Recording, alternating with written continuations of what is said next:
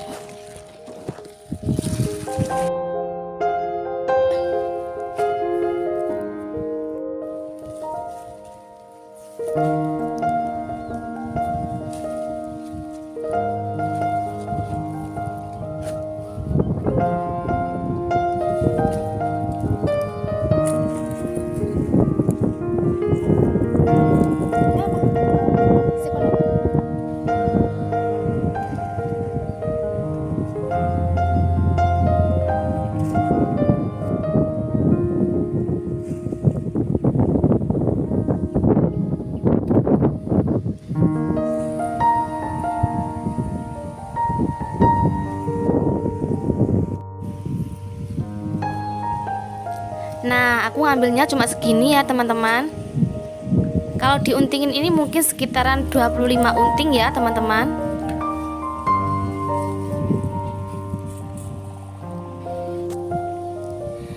Dan waktunya pulang lagi untuk nguntingin sawinya ya teman-teman.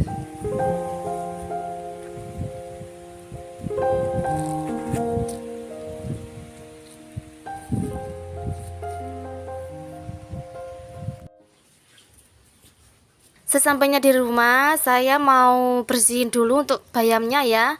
Soalnya ini kelihatan layu banget ya teman-teman. Karena metiknya bayamnya tadi dari pukul jam 8 pagi ya teman-teman sampai duhur itu nggak kena air sama sekali. Jadi untuk daunnya dan batangnya itu layu lunglai loh teman-teman. Sekarang aku mau bersihin dulu, mau aku siram dulu, dan nanti terakhir mau aku rendam sebentar ya. Oh ya teman-teman, ini adikku lagi dibantuin sama tetanggaku ya teman-teman untuk nguntingin sawinya. Kalau di tempat aku harga sawinya itu masih mahal loh teman-teman. Satu unting itu bisa seharga 1.500 atau 2.000. Untingannya itu kecil banget loh teman-teman.